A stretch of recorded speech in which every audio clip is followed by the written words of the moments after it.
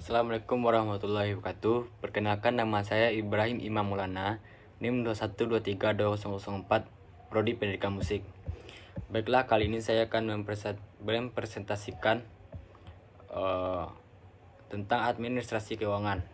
Ada 4 poin penting yang akan dibahas dalam video presentasi kali ini. Yang pertama yaitu pengertian administrasi keuangan. Administrasi keuangan adalah upaya pengelolaan mencakup semua aktivitas yang berhubungan erat dengan semua sistem keuangan untuk mencapai tujuan tiap perusahaan atau organisasi.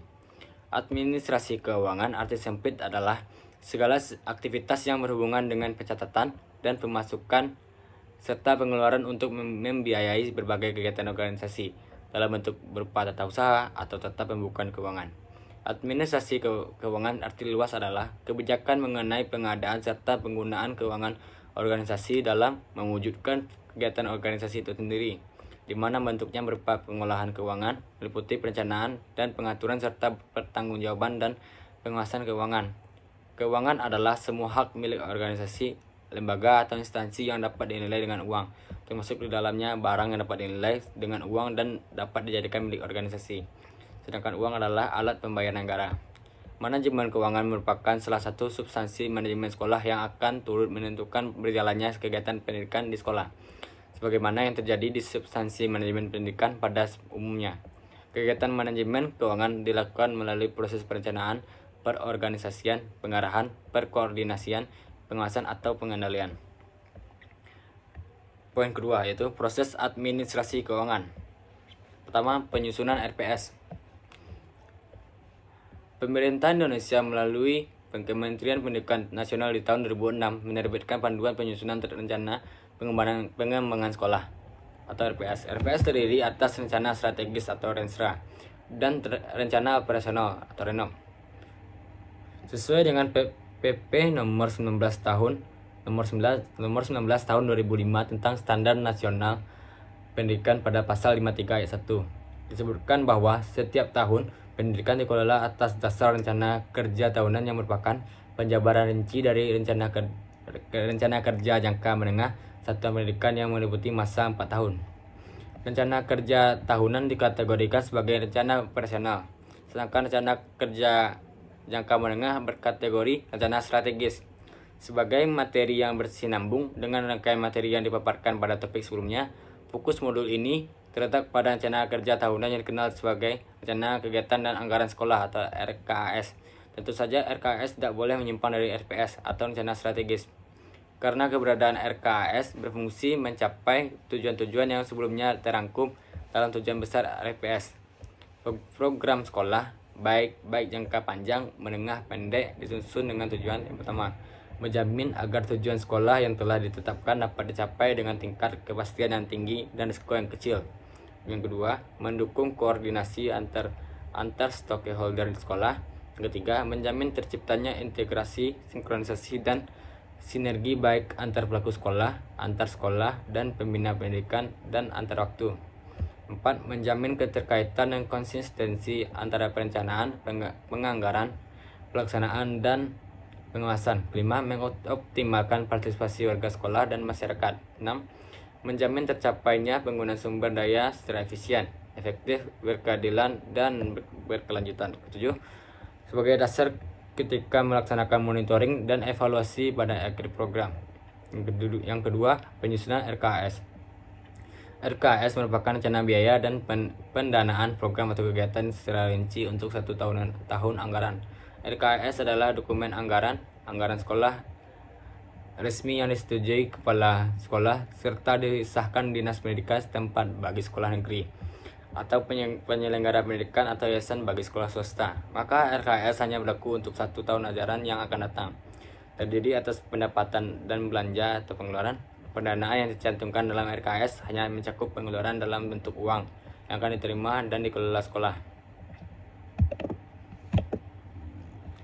Yang ketiga, fungsi dari administrasi keuangan.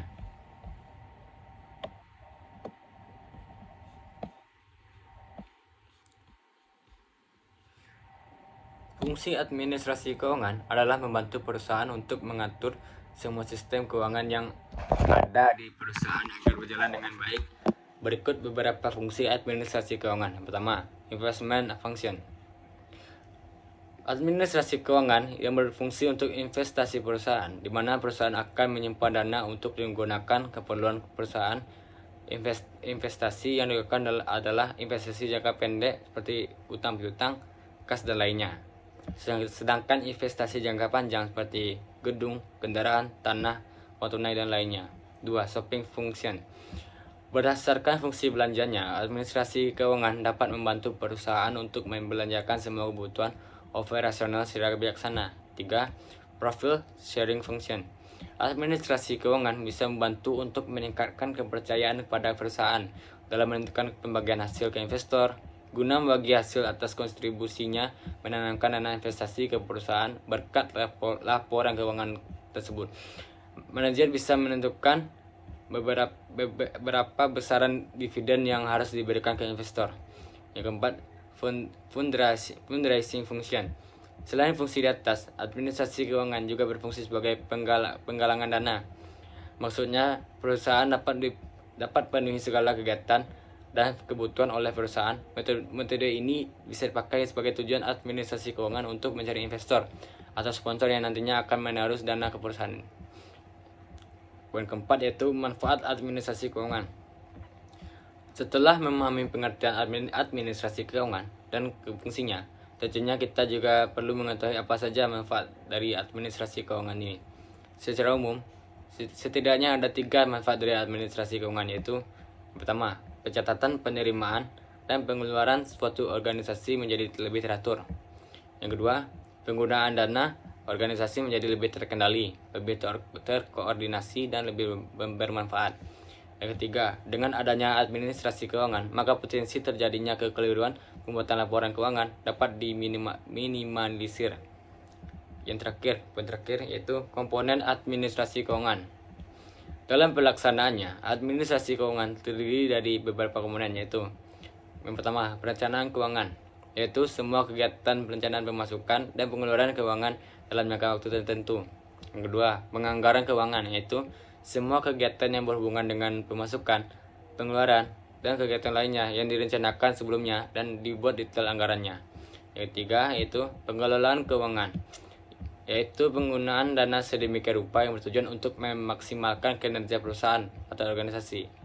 Yang keempat, pencarian keuangan, yaitu semua hal yang berhubungan dengan upaya pengadaan dana agar semua aktivitas perusahaan dapat berjalan dengan baik. Yang kelima, penyimpanan keuangan, yaitu aktivitas pengumpulan dana perusahaan dan menyimpannya di tempat yang aman. Yang terakhir yaitu pengendalian keuangan, yaitu semua hal yang berhubungan dengan penilaian dan perbaikan sistem atau kinerja bagian keuangan pada suatu perusahaan.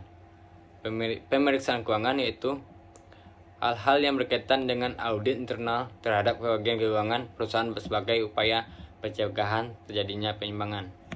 Baiklah, sekian presentasi dari saya. Terima kasih.